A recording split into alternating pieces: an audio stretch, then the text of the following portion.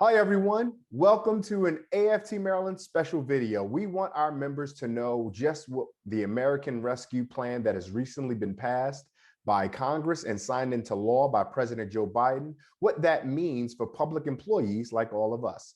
To join us to unpack that and tell us more, AFT-Maryland Political Coordinator, Todd Reynolds. Todd, thank you so much for taking time out of your busy schedule to talk to our members about what's in the American Rescue Plan. Thanks, Ray. Excited to be here. So I want to get to the important things. The state has already announced its plan for spending nearly $4 billion that'll come to the state of Maryland. What specifically will be in there for those state employees that they can keep an eye out for?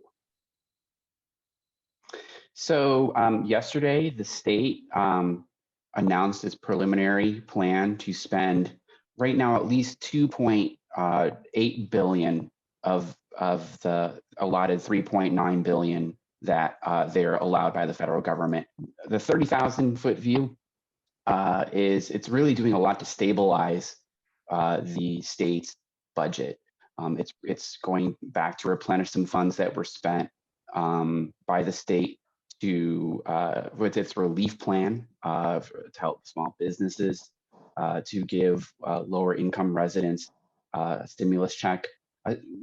Doing a lot to stabilize the overall state budget, get the Maryland in the black, which is a good thing for state workers because our pay, our benefits rely on keeping Maryland's budget in the black. And so it looks like we've been able to successfully stave off any of the furloughs, layoffs, budget cuts that we were seeing less than 6 months ago.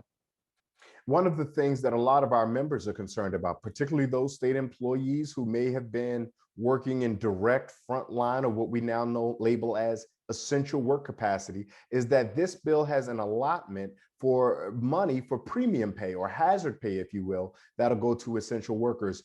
Folks are always interested about numbers, and as best as you know, Todd, what are the numbers looking like that are available to our employees who are our members who are essential workers as far as how much money they can possibly receive, and also who qualifies as an essential worker? So the federal government, when they passed the recovery plan, defined essential workers as, and I'm quoting here, those workers needed to maintain continuity of operations of essential critical infrastructure sectors. It's kind of a mouthful, but the state, with its plan that came out yesterday, essentially said, we're going to count state employees, essential workers, on two tiers. The first tier is going to be people who are essentially receiving quarantine pay. Those are folks who have to work face-to-face with residents who may have contracted COVID or through contact tracing might need to quarantine. So think people who work in detention centers or in state hospitals. That would be one tier. Another tier of essential workers would be considered folks who work facing the general public, who are more in daily physical interaction with the general public. That's the second tier. Up until about September, the state was giving those folks, both tier 1 and tier 2, some premium pay. In September, the governor did discontinue a lot of that premium pay. With this funding that's coming in from the federal government, the state has set aside $100 million to reinstitute that extra pay through the end of this year, end of this calendar year.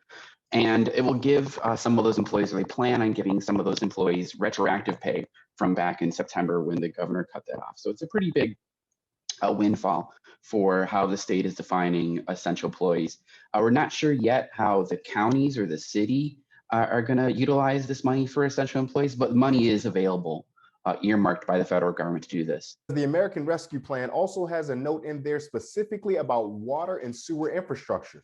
Now, many members of AFT-Maryland that come out of the City Union of Baltimore are very cognizant of not long ago, a former mayor pointing to some of the challenges that Baltimore City has with its water infrastructure and assigning the responsibility on CUB members and city employees. But what we found from an Inspector General's report is that the Baltimore City water infrastructure as a whole needs serious work and revamping. Will the money from the American Rescue Plan be able to go specifically to helping to recreate and make better the Baltimore City water and sewer infrastructure? We believe that it can. There are provisions in the federal government bill that passed the American Rescue Plan that says, this funding can be used to make investments in water, sewer, infrastructure, as well as other infrastructure projects like broadband. That's something the state is really using a lot of its funding for, expanding broadband capabilities for folks. So we believe that the money allotted to the city and allotted to the municipalities can be used to shore up and make investments in these water or sewer plans. I'd note a special note about timing, just like the state is going through its budget process right now and kind of just put this in. They're going to have to put this all in the budget before the conclusion of the session. The city is going to soon undergo its own budget process with the Board of Estimates. It's going to start having hearings on the budget as soon as I think this month. So there are going to be opportunities for residents and workers and employees to make sure the city uses this infrastructure in ways that are equitable. Now that we know that state and local governments are having more or less an infusion of cash, is it fair or reasonable for the negotiating or bargaining committees of our various unions in AFT-Maryland to bring that up at the bargaining table, knowing that governments do indeed have the cash to pay workers and give them the resources they need to do their jobs and to compensate them for the work they do in helping our cities, counties, and states run effectively? Yep, absolutely, totally. Many of our locals have already started bringing or anticipated this funding coming in and worked that into what they've agreed to in their MOUs. Some of our locals have already made those COLA adjustments and raises contingent upon the budgets for the state or the local municipalities hitting certain benchmarks. And it looks like we're probably going to hit those benchmarks with these with this infusion of federal dollars. The bottom line, the budget picture for our public employees at the state, the county, the city level is much, much sunnier today and rosier today than it's been in the past. And the federal government looks like it has set aside and intend some of these additional resources that they're giving to Maryland, to Baltimore City, to Baltimore County, to Harford County, to Anne Arundel County. They intend for those dollars to be given to the people who make those government entities work. And absolutely, the unions can and should be bringing this up at the bargaining table when it comes up for negotiations. Elections matter, Ray. I'll close with that point. And none of these additional revenues would be coming to our members or coming to our state or city without the work our members did to show up at the polls, to make sure their family and friends show up at the polls, and also show up at the phone banks. Candidates for phone bank for the candidates who planned as part of their platform to make American Recovery Plan a priority.